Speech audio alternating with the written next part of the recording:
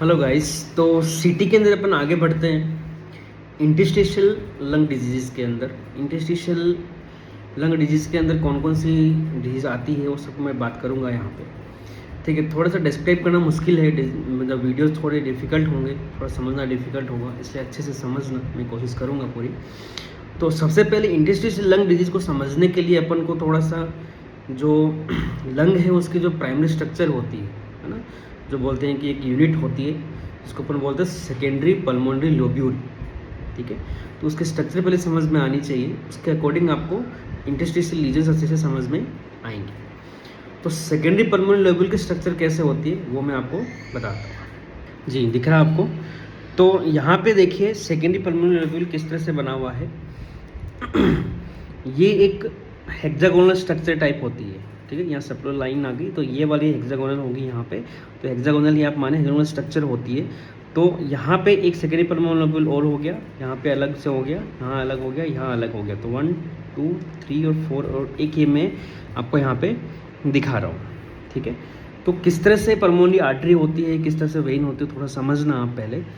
तो सबसे जो सेकेंडरी पल्मोनरी लोब्यूल है उसके सेंटर के अंदर टर्मिनल ब्रोंकियोल जो होती है वो आती है और यहाँ पे आके ओपन होती है लास्ट में सेंटर में, और साथ ही ब्रांचिंग भी साथ में रहती है। जिसके एंड पे आपकी एसिनाई जुड़ी होती है। एसिनाई का मतलब क्या हो गया, आपकी alveolar duct plus alveolar sac and alveoli तीनों मिलके क्या बनाती है, एसिनाई। तो ये एक एसिनाई है, एक एसिनाई, एक एसिनाई, एसिनाई है, बहुत सारे एसिनाई मिलके एक सेकेंडरी पल्मोनरी लोब्यूल यहाँ पे बना रही है। ठीक है, तो ये दो लोब्यूल के बीच में एक सेप्टा बोल सकते हो या एक डिमार्केशन बोल सकते हो कि ये इसको अलग करता है। तो इसके अंदर आपकी पल्मोनरी वेन होती है और लिम्फेटिक्स होते हैं। ठीक है, तो सेप्टा के अंदर दो ही चीज़ें होंगी, पल्मोनरी वेन और लिम्फेटिक्स। ठीक है, सेंटर के अंदर में मैंने बात किया कि यहाँ पे जो टर्मिनल ब्रोंकियोल है उसके साथ में पल्मोनरी आर्टरी की ब्रांच होती है, वो कनेक्टेड रहती है। तो जहाँ जहाँ टर्मिनल ब्रोंकियो की आगे ब्रांचेज होगी उसके साथ ही पल्मोनरी आर्टरी की ब्रांचेज भी होती है। ठीक है, तो गैसेस एक्सचेंज में आपका ये काम आएगी यहाँ पे। ठीक है, फिर पल्मोनरी ये वेन हो गई, लिम्फेटिक्स हो गई, साथ ही लिम्फेटिक्स का एक सेट इनके साथ में भी होता है। ठीक है, तो इन जो आपकी ब्रोंकियोल है, टर्मिनल ब्रोंकियोल है, उसकी जो ब्रांच है पल्मोनरी आर्टरी है, इसको मिला के अपन क्या बोलते हैं, ब्रोंकोवेस्कुलर बंडल। ब्रोंकोवेस्कुलर बंडल भी इसको बोल सकते हैं। और ये जो बीच में सेप्टा हो गया, जो दो पल्मोनरी सेकेंडरी पल्मोनरी लोब्यूल को डिफरेंशिएट कर रहा है या डिमार्केट कर रहा है, उसको अपन ने क्या बोल दिया, interlobular septa, not lobar. Lobar का मतलब तो 3 लोब हो गए, उनके बीच के अंदर जो मतलब प्लूरा होती है उसको आप सेप्टा की तरह काउंट करें। जो फिशर जिसको बोलते हैं वो इंट्रा लोबार फिशर होती है, यहाँ पे सेप्टा नहीं होते। तो this is interlobular between the two secondary pulmonary lobules. ठीक है, और साथ में यहाँ पे कनेक्टिव टिश्यू रहता है।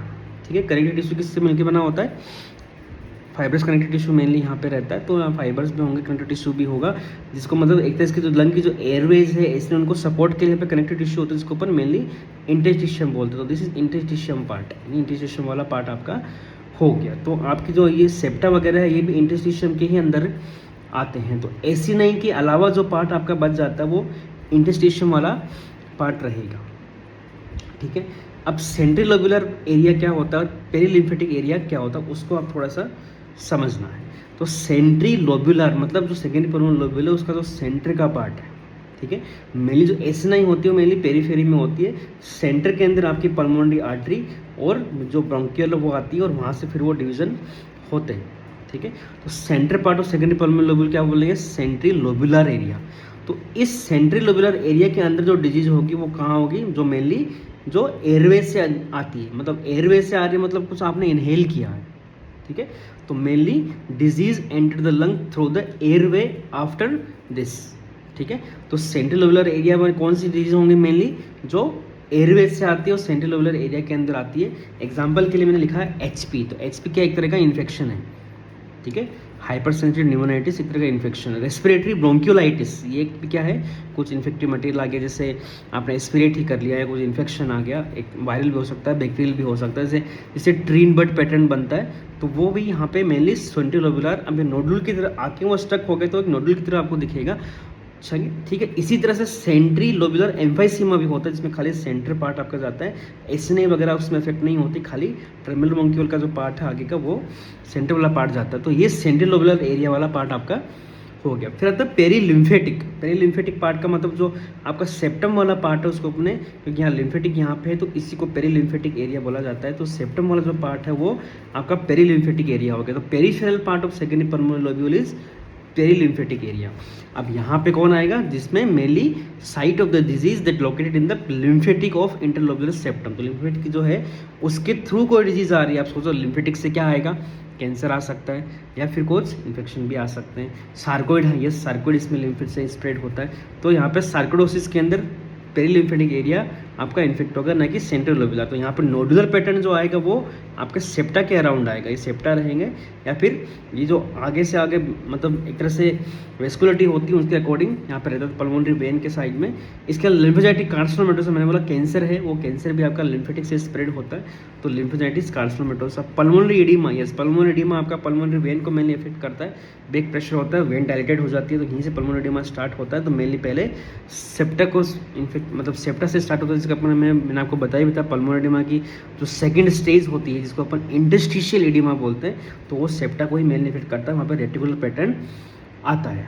ठीक है, अब एक सेट मैंने बोला कि एक सेट लिम्फेटिक का सेंटर में भी होता है, इसलिए also located in central network of lymphatics that surround the bronchovascular bundle. तो ब्रोंकोवेस्कुलर बंडल का मतलब क्या हो गया, ब्रोंकियोल एंड पल्मोनरी आर्टरी साथ में उसको लिम्फेटिक्स भी सराउंड करे। तो लिम्फेटिक्स वाला पार्ट, इसलिए अब थोड़ा सा कन्फ्यूजन यहाँ पे डेवलप हो जाएगा कि मेनली जो डोमिनेंट पैटर्न होगा वो यहाँ पे ये वाला होगा, लेकिन साथ में सेंट्रल लेवल पैटर्न भी यहाँ पे हो सकता है, क्योंकि लिम्फेटिक्स यहाँ भी आ रही है। ठीक है, अब सीटी के अंदर इसको कैसे देखेंगे, मैं अच्छे से एक डायग्राम से समझा रहा हूँ मैं आपको। ठीक है, तो ये सेकेंडरी पल्मोनरी लोब्यूल हो गया, ये ब्लू डॉट जो बड़ा दिख रहा है वो आपका सेंट्रल पार्ट हो गया। तो मेनली जो एसिनाई होगी वो पेरिफेरल पार्ट में होती है, सेंट्रल पार्ट में मेनली वेस्कुलर बंडल होता है, ब्रोंको वेस्कुलर बंडल होता है। तो आपको जो ये ब्लैक दिख रहा है, ब्लैक वाला एरिया दिख रहा है आगे डिवाइड हो गया, दैट इज टर्मिनल ब्रोंकियोल्स। ठीक है, टर्मिनल ब्रोंकियोल के बाद में रेस्पिरेटरी ब्रोंकियोल आप बोल सकते हो। टर्मिनल ब्रोंकियोल यहाँ तक होगी, रेस्पिरेटरी ब्रोंकियोल आगे आगे डिवाइड हो जाती है।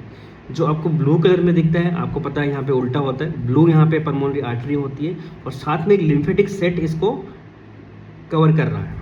ठीक है, और साथ में देखो ये डिवीजन यहाँ पे हो जा रहा है, तो सेम ऐसे ही ब्रोंकियोल का डिवीजन भी, ये secondary pulmonal 1, secondary pulmonal number 2, secondary pulmonal number 3, secondary pulmonal number 4। तो इस तरह से ये बीच में सेप्टम वाला पार्ट हो गया। तो देखिए रेड कलर के अंदर वो क्या है, पल्मोनरी आर्टरी है। तो ये आर्टरी यहाँ पे आ रही है, साथ में लिम्फेटिक का सेट पे, तो आर्टरी यहाँ पे आएगी और ये सेप्टा है जो प्लूरा है, प्लूरा में भी पूरा यहाँ पे आगे प्लूरा आ जाएगी। तो प्लूरा वाला पार्ट है ये जस्ट आगे, ये प्लूरा है यहाँ पे जो आपको ये दिख रही है, आगे मसल्स वगैरह आगे पूरा बहुत थिन होती है। ठीक है, तो यहाँ पे ये पेरीलिम्फेटिक एरिया हो गया, ये सेंट्रल एरिया हो गया जिसको अपन सेंट्री लोब्यूलर बोलेंगे, और दिस इज पेरीलिम्फेटिक। तो पल्मोनरी वेन से यूजली कोई डिजीज़ नहीं आती है, पल्मोनरी आर्टरी जो सप्लाई कर रही है वेन से तो उल्टा वापस ब्लड जा रहा होता है, तो आर्टरी से कोई आ सकती है। मेनली जो होती है वो एयरवे से डिजीज आती है। तो एयरवे से जो भी इनहेलेशन डिजीज होती है, इनहेल अपन कर रहे होते हैं, जैसे सिलिकोसिस हो गया, एस्बेस्टोसिस हो गया, इसके अलावा सेंट्रल लोब्यूलर पैटर्न ही मेनली बनाते हैं। कोई इन्फेक्शन आ रहा है, मिलियरी भी आ रही है, तो ये सेंट्रल लोब्यूलर पैटर्न मेनली बनाते हैं। लेकिन साथ में मैंने बोला जो लिम्फेटिक स्प्रेड होता है वो मेनली पेरीलिम्फेटिक होता है, लेकिन सेंट्रल भी हो सकता है। तो ये जो डार्क येलो आपको दिख रहा है ये पेरीलिम्फेटिक एरिया हो गया, और ये वाला पार्ट सेंट्रल पार्ट हो गया जिसको अपन सेंट्री लोब्यूलर बोलते हैं। ठीक है, अब सीटी का पैटर्न मैं आपको एक दिखा रहा हूँ। ये देखिए यहाँ पे जो ये ब्लैक डॉट, ये ब्लैक एरो आपको दिख रहा है, यहाँ पे देखिए ये पेरीलिम्फेटिक एरिया हो गया। ठीक है, यहाँ पे सेकेंडरी पल्मोनरी लोब्यूल एक बन रहा है, एक सेकेंडरी पल्मोनरी लोब्यूल देखिए यहाँ पे बन रहा है, सेकेंडरी पल्मोनरी लोब्यूल देखिए यहाँ पे बन रहा है, एक ये यहाँ पे बन रहा है। तो ये वाला पार्ट हो गया एक तरह से, ये सेकेंडरी पल्मोनरी लोब्यूल है पूरा यहाँ से। ठीक है, ये देखिए एक सेप्टा यहाँ पे पूरा इस तरह से बन रहा है। तो ये सेंट्रल पार्ट हो गया सेकेंडरी पल्मोनरी लोब्यूल का। जो प्लूरा है उसके नीचे प्लूरा यहाँ पे स्पेयर होती है, देखो प्लूरा एक लाइन आपको दिखेगी, प्लूरा यहाँ पे नहीं आएगी, यहाँ तक ही पेरेन्काइमा है। तो पेरेन्काइमा का ये सेंटर डॉट आपको यहाँ पे दिख रहा होगा, ये सेंट्रल में है ना, ये डॉट आपको यहाँ पे दिख रहा है। ये डॉट वाला पार्ट है वो है पल्मोनरी आर्टरी वाला पार्ट। तो ये सेंट्री एसिनार या सेंट्री लोब्यूलर इसको बोला जाता है। और ये जो एक सेप्टा टाइप दिख रहा है आपको, दिस इज पेरीलिम्फेटिक एरिया। तो कोई भी डिजीज जो एयरवे से आती है वो यहाँ सेंटर में आएगी, और जो लिम्फेटिक से स्प्रेड होती है वो मेनली पेरीलिम्फेटिक पैटर्न यहाँ पे आपको देती है। नेक्स्ट अपन बात करेंगे कि HRCT को कैसे रीड करना है इंटरस्टिशियल डिजीज के लिए। तो जब भी आप HRCT देखो, कोई इंडस्ट्रियल डिजीज आप सस्पेक्ट किया आपने और आपने HRCT मतलब हाई रेजोल्यूशन सिटी, जो आपको पैरेन्काइमा की जो फाइन स्ट्रक्चर्स होती हैं उनको दिखाता है। तो यहाँ पे आपको मेनली जो हार्ट है, मीडिएशन में, उस पर उतना ध्यान नहीं देना, मेनली आपको ध्यान फोकस करना होता है पैरेन्काइमा पे, क्योंकि जो HRCT है वो पैरेन्काइमा को मेनली दिखाता है। अब कैसे रीड करना है, स्टेप बाय स्टेप आपको चलना है, जंप नहीं करना है। तो 3 स्टेप में आपको रीड करना होता है। पहला है डोमिनेंट पैटर्न, ठीक है। मैंने आपको क्या बताया अभी कि पेरीलिम्फेटिक में भी लिम्फेटिक्स होती है और सेंटर में भी लिम्फेटिक होती है। अब आपको डोमिनेंट पैटर्न आपको पहले चूज करना होगा कि ये तो 2 ही मेनली पैटर्न होंगे, कौन सा, सेंट्रल लोब्यूलर आइदर पेरीलिम्फेटिक, ठीक है। तो आइदर सेंट्रल लोब्यूलर है या पेरीलिम्फेटिक है, वो आपको देखना होगा। तो सबसे पहले अपन बात करेंगे डोमिनेंट पैटर्न की। तो step 1 is dominant pattern. Dominant pattern 2 तरह के आपके वहाँ पे मेनली मिलेंगे इंटेस्टाइनल डिजीजेज के अंदर। पहला रेटिकुलर और दूसरा नोडुलर, ठीक है। रेटिकुलर का मतलब क्या होगा, जो आपके सेप्टा है उनकी थिकनिंग होगी। यूजुअली आपको सेकेंडरी पेरिनेल लोब्यूल, मैंने आपको दिखाया था, हाई डेंसिटी बहुत अच्छा सिटी होता है तो दिख भी सकता है, यूजुअली आपको नहीं दिखाई देता क्योंकि बहुत थिन होती है। मतलब आप बोल सकते हो कि इसको सेप्टा की थिकनिंग, नॉर्मल जो थिकनेस होती है वो 0.1 mm, मतलब 0.1 mm होती है, मतलब 1 mm का भी 1/10 इतना छोटा होता है, तो आपको यूजुअली दिखाई नहीं देता। जब थिकनिंग होती है तो दिखाई देता है। अब थिकनिंग 2 तरह से यहाँ पे हो सकती है, आइदर रेटिकुलर मतलब खाली सेप्टल थिकनिंग हो गई है ना, साइज बढ़ गई, साइज थिकनेस मोटी हो गई है सवालों। आइदर नोड्यूलर मतलब नोड्यूल्स हाथ में आ गए, नोडुलर इन्फिल्ट्रेशन हो गया। या फिर अब नोड्यूलर कौन सा हो सकता है, सेंट्रल लोब्यूलर भी हो सकता है और पेरिलिम्फेटिक भी हो सकता है और रैंडम भी हो सकता है। तो दूसरा आ जाएगा distribution of this lesion in the secondary permanent lobule. Secondary permanent lobule के अंदर किस तरह का डिस्ट्रीब्यूशन है। तो पहला डोमिनेंट पैटर्न रेटिकुलर है या नोडुलर है, ठीक है। रेटिकुलर के अपने अलग कॉजेज होते हैं, नोडुलर के अलग कॉजेज होते हैं, कई मिक्स कॉजेज भी होते हैं, उसमें भी आपको थोड़ा याद रखना पड़ता है।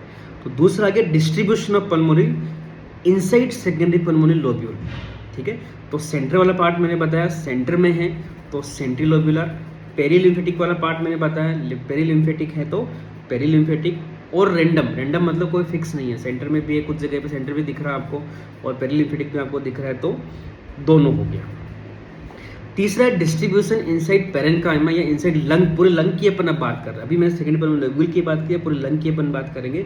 तो डिस्ट्रीब्यूशन 2 तरीके से हो सकता है, आइदर सेंट्रल और पेरिफेरल। या तो सेंट्रल मतलब जो हार्ट है आपका और जो आपका वेस्कुलर जो एरिया है, मेनली जो हाइलम वाला एरिया, हाइलम के आसपास का जो एरिया है, वहाँ पे मेन जो मेजर वेसल्स है या मेन ब्रोंकस आके कनेक्ट हो रहा है, तो दैट इज सेंट्रल एरिया। और पेरिफेरल एरिया मतलब बिल्कुल पेरिफेरी, जहाँ पे आपकी एयरवेज की भी प्रूनिंग हो गई है और वेसल्स की भी प्रूनिंग हो गई है, बहुत थिन हो गया, वो पेरिफेरल एरिया। और दूसरा तरीका होता है या इधर अपर और इधर लोअर लंग, अपर लंग और लोअर लंग, या अपर जोन और लोअर जोन, ठीक है। यूजुअली एक्सरे के अंदर अपर मिड और लोअर जोन होता है, सीटी के अंदर यूजुअली अपन अपर पार्ट और लोअर पार्ट में आप डिवाइड कर सकते हो। तो अपर जोन लोअर जोन में डिवीजन, तो ये हो गया डिस्ट्रीब्यूशन इनसाइड द लंग, ठीक है, डिस्ट्रीब्यूशन इनसाइड द लंग, ठीक है।